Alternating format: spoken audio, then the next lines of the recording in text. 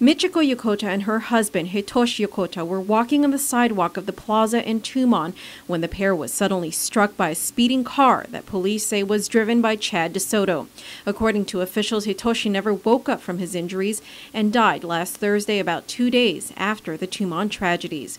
His wife, Michiko, according to GMH CEO Joe Verga, was taken to the hospital with critical injuries. Medical Director Dr. Larry Lozama says Michiko's condition has improved since last week. We actually upgraded her from intensive care level of care yesterday to regular floor care, if that was not clear to everybody. That's why she was, she's no longer in critical care condition. So she was transported as a inpatient, but not necessarily in critical condition. Verga also says that Michiko seemed to be in good spirits over the weekend. Governor Eddie Cavill paid her a personal visit on Saturday.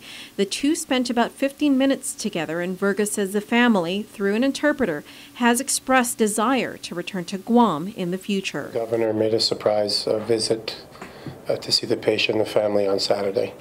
I mentioned late Saturday, and so he visited them again prior to their departure. He made a surprise visit. It was reported through a translator that the family did say that they will return to Guam.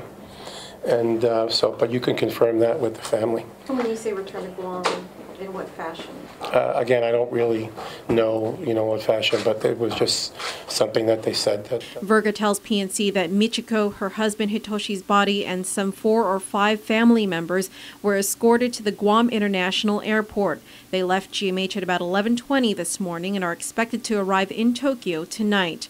Verga says GMH sent a critical care nurse to monitor Michiko's condition in flight.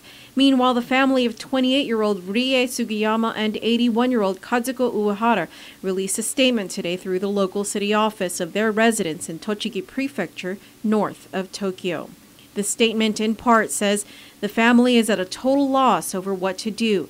They are in a state of shock and sadness, the emotions increasing every day. They also said that they still could not accept that their loved ones have died and have been unable to sleep at night. The family, along with Rie's husband, Yusuke Sugiyama, and their 2 daughters, flew back to Tokyo last Friday. As they arrived at Narita International Airport and the container with Sugiyama and Uehara's body was unloaded, a moment of silence was observed and airport employees bowed down as a sign of respect. The Daily Yomiuri, a Japanese newspaper, reports that friends and family of the victims in Tochigi were highly emotional and couldn't accept the senseless killings. One friend reportedly said that Rie Sugiyama had a normal life, caring for her 2 daughters, and looked forward to their bright futures.